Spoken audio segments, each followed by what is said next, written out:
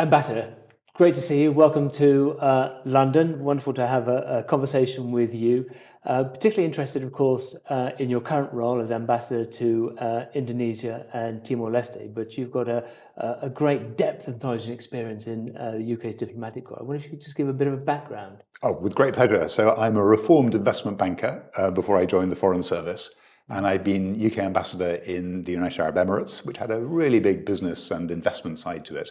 I went from there to Afghanistan, which wasn't so big on the investment side, but it had some other areas we were particularly focused on. And I've been UK ambassador to Indonesia, where I worked, 25 years ago. I've been UK ambassador since last August, about 8 or 9 months.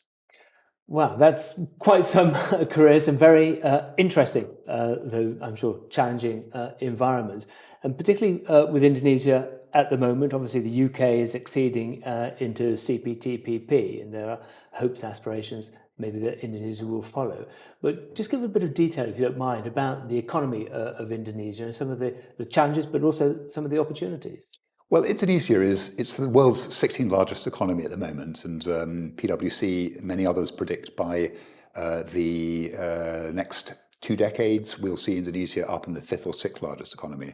So it's a commodities-based economy, but they're really looking to go up the value chain. So, for example, 40% of the world's nickel is there in Indonesia, and traditionally they've been exporting that nickel. Now they want to export electric car batteries or to manufacture the cars themselves. And so as we look at Indonesia as an export market for UK businesses, currently it's our 53rd largest export market. So it really is very far down the list. And there are a number of reasons for that. It's a long way away. It's not very familiar to most people. And they think Indonesia is somewhere near Bali rather than Bali being part of Indonesia. It has been quite a closed economy relative to many others in Southeast Asia. And with a real commitment to growing their economy and growing their international trade, I think there is enormous opportunity there for UK businesses that are looking to develop trade and an economy that really values UK expertise in healthcare, in education, in renewable energies in particular as they transition away from coal, but also in the whole digital infrastructure side. This is a country of 17,000 islands, the 4th largest country in the world, trying to provide jobs, education, healthcare across that kind of extraordinary archipelago that stretches, if it was in Europe, from Western Ireland to Eastern Turkey. It's massive.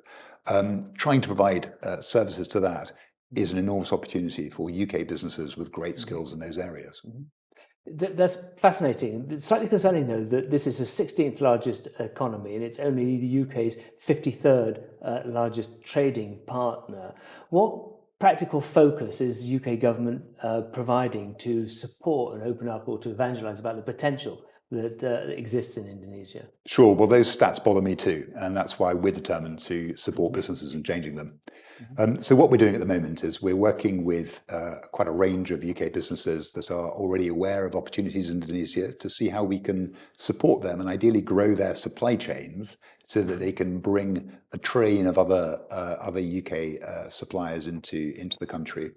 We're also engaging very much with the Indonesian government over some of the policies that have been quite challenging for foreign and particularly UK companies coming into the market. So local content requirement, for example, in the renewable energy sector is being removed. And that's a direct result of lobbying, of engagement with the Indonesian government.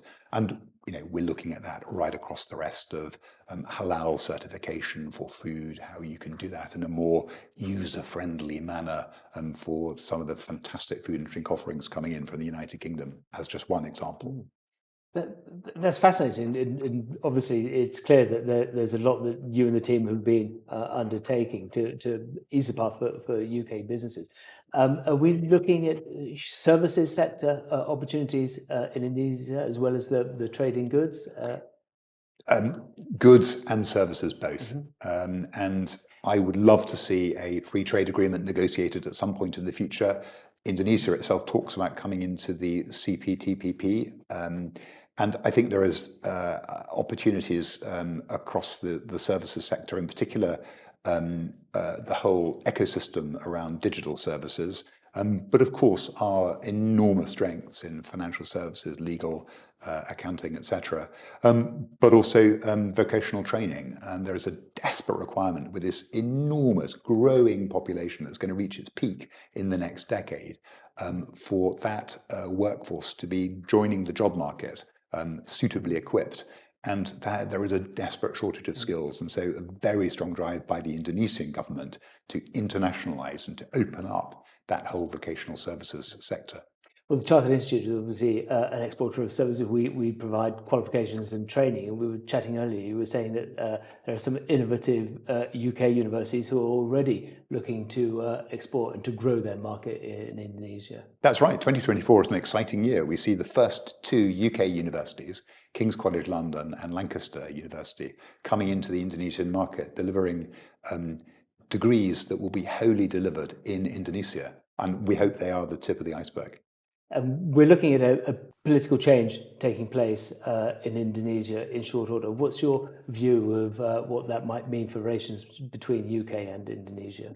Well, we're going to see a new president coming in who speaks fluent English, who did part of his education in London. So for my money, I think that's a really positive environment for a great kind of policy background to relationships between the UK and Indonesia. President Prabowo, or President-elect Prabowo, jokes with me that the best bookshop in the world is in Oxford, and he always goes there to get his reading material. If this is a man who comes to the UK to do his shopping, then this is somebody we can definitely engage with right across the business waterfront. Brilliant. Ambassador, just what final message would you have to UK businesses currently who are considering their options to grow international trade? Just a pitch for Indonesia. Be brave and get in touch. Brilliant. Ambassador, thank you very much. My pleasure. Good to see you. And you.